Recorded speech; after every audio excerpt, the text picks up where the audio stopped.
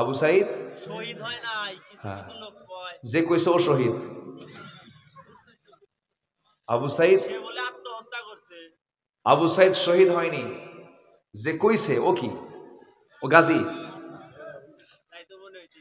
সম্মানিত ভাইয়েরা, যদি কেউ আগুনে পড়ে মারা যায় শহীদ, যদি কেউ বন্যার পানিতে পড়ে মারা যায় সে শহীদ। যদি কি থাকে, জোরে কোন, যদি কি থাকে? ঈমান থাকে। যদি কেউ সাপের কামড়ে মারা যায় সে শহীদ, কি থাকে? যদি কারো মৃত্যু জুমাবারে হয়, শুক্রবারে হয়, তাহলে সে কি? যদি কি থাকে? ঈমান থাকে। আবু সাইদ কি হিন্দু? না। আবু সাইদ কি বেঈমান? না। আবু সাইদ কি বেনামাজি? না। আমি দেখেছি, গিয়েছি তার বাড়িতে, সে আমল করতো, স্টাডি করে গবেষণা করত, 5 ওয়াক্ত নামাজি ছিল সে। সে শহীদ না, তোর কাছে কে ওহী নাযিল করছে তুই শহীদ না বলিস? আমরা তার জন্য দোয়া করি, আল্লাহ তুমি তার মৃত্যুটাকে শহীদ মওত হিসেবে কবুল করে নাও। সে শহীদ কিনা এটা প্রকৃত রহস্য সত্য এটা জানেন কে? আল্লাহ। আসতে বলেন জানেন কে? আল্লাহ। যে সে শহীদ না, তুই ফতোয়া দেওয়ার কে? ঠিক কিনা? যেই বক্তব্য দিছে ও কিছুই না, ও বদমাইশ। ওটা খসর মারা কিছু লোক আছে না নাই? সম্মানিত ভাইয়েরা, মুগ্ধ নামে একটা ছেলে পানি দেয় আর বলে কারো পানি লাগবে, কারো পানির প্রয়োজন আছে, এই যে পানি, এই যে পানি নিয়ে এসেছি, পানি খাও, পানি পান করো। মানবতা কাকে বলে? আমি গোটা কোরআন আমি স্টাডি করেছি, যতটুকু এলেম শূন্য, আমি তেমন এলেম নাই আমার, ভাঙ্গা চূড়া যতটুকু স্টাডি করেছি, কোরআনে কারীম পড়ে আমি যতটুকু বুঝতে পেরেছি, ইসলামের যত শ্রেষ্ঠ কাজ আছে, একটা মানুষের জীবনের যত শ্রেষ্ঠ আমল আছে, এর মধ্যে শ্রেষ্ঠ আমল হলো যে মানুষ মানুষের উপকার করে, যে মানুষ মানুষের কল্যাণ করে। একটা জাতিকে জুলুম থেকে, জুলুম শাহী থেকে, জুলুমতন্ত্র থেকে বাঁচানোর জন্য যে দুহাত বিছিয়ে দিয়ে বুকের তাজা প্রাণ ঢেলে দিতে পারে, তার ব্যাপারে যারা বাজে মন্তব্য করবে, ওর ঈমান আছে কিনা সন্দেহ। কথা ক্লিয়ার? কথা ক্লিয়ার? হ্যাঁ। সে শহীদ কিনা এটা তো আমিও বলতে পারবো না, এটা সত্য। তবে হ্যাঁ, তার ঈমান তো আছে, সেটা নামাজি তো। আল্লাহ তুমি তার মৌত থেকে শহীদ মৌত হিসেবে কবুল করে নাও। কথা বোঝা গেল? ফতুয়া দেওয়ার আর জায়গা পায় না, বুঝলেন? ফতুয়া প্যাসের জায়গায় এসে লাগায় দেয়। কিছু বদমাইশ আছে, এমন খতিব 5 আগস্টের পরের সপ্তাহে খতিব নাই, পালায়।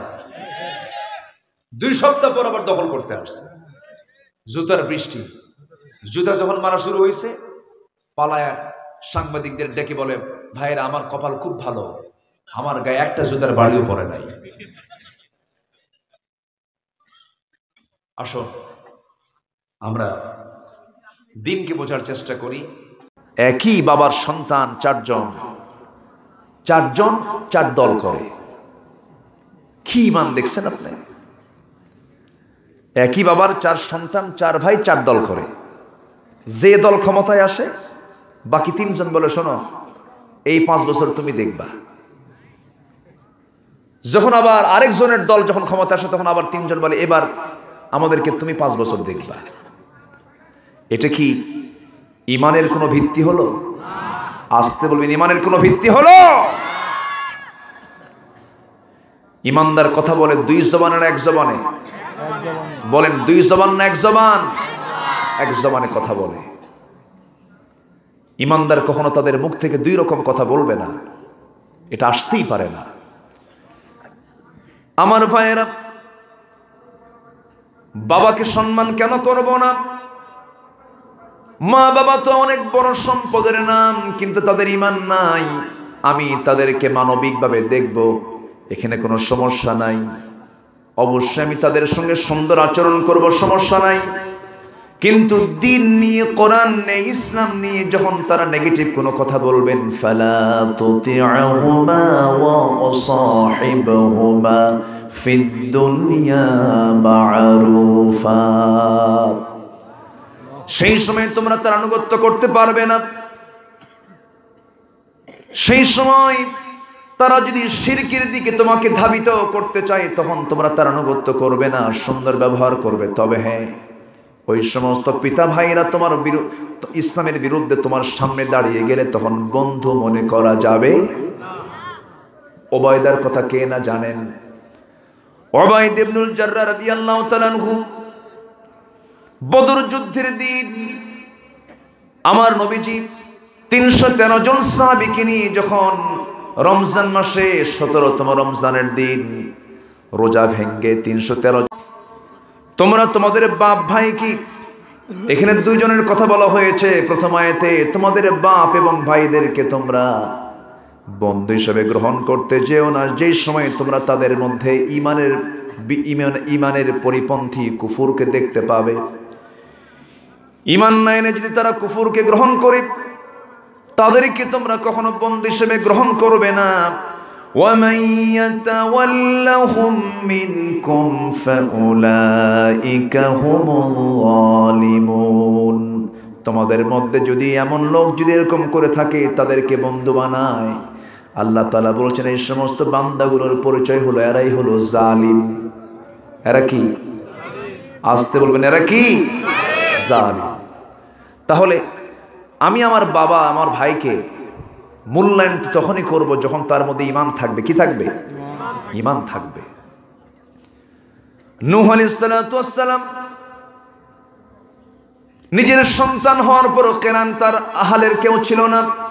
ইন্নাহু লাইসা মিন আহলিক, নবীর ছেলে কেনান হওয়ার পরও তার কোনো মূল্য আল্লাহর কাছে নাই, কারণ তার মধ্যে ঈমানটা নাই। ইব্রাহিম আলাইহিস সালাতু ওয়াস সালাম এত বড় আল্লাহর নবী, তার বাবা ছিল মুশরিক আযর, নবীর বাপ হওয়ার পরেও তার কোনো মূল্য আল্লাহর দরবারে নাই। লূত আলাইহিস সালাতু ওয়াস সালাম তার স্ত্রী ছিল একজন কাফেরা, কোনো মূল্য নাই। নবীর বউ হওয়ার পরেও কোনো মূল্য নেই, কারণ একজন মানুষের মূল্য নির্ধারণ করে হলো তার ঈমানের ভিত্তিতে। সম্পর্ক গড়ব আমরা কিসের উপরে বলেন?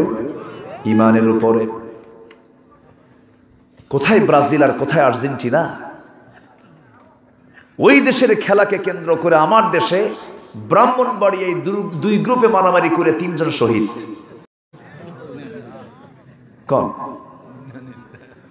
70 বছরের বুড়া মানুষ, 70 বছর বয়স, প্রথম খেলার দিন আর্জেন্টিনা সৌদি আরবের কাছে 2 গোলে হেরে গেছে, এদিকে সে আত্মহত্যা করে মরে গেছে। চিন্তা করে, এটাও কিন্তু মোহাব্বত, এটাও ভালোবাসা। পাশে মাহফিল হচ্ছে না? হোক, সমস্যা নেই। এবার মানে এই আজকে বেলকুচির কপাল ভালো, সব বক্তা এবার বেলকুচি, আলহামদুলিল্লাহ বলেন। আচ্ছা, তাহলে ভালোবাসা আমাকে সিলেক্ট করতে হবে কাকে কেন্দ্র করে? আসতে বলবেন না, কাকে কেন্দ্র করে? আল্লাহকে। আমার আল্লাহ যাকে ভালোবাসতে বলবেন আমি তাকে ভালোবাসবো। আমার আল্লাহ যাকে শত্রু বানাতে বলেছেন তাকে আমি শত্রু বানাবো।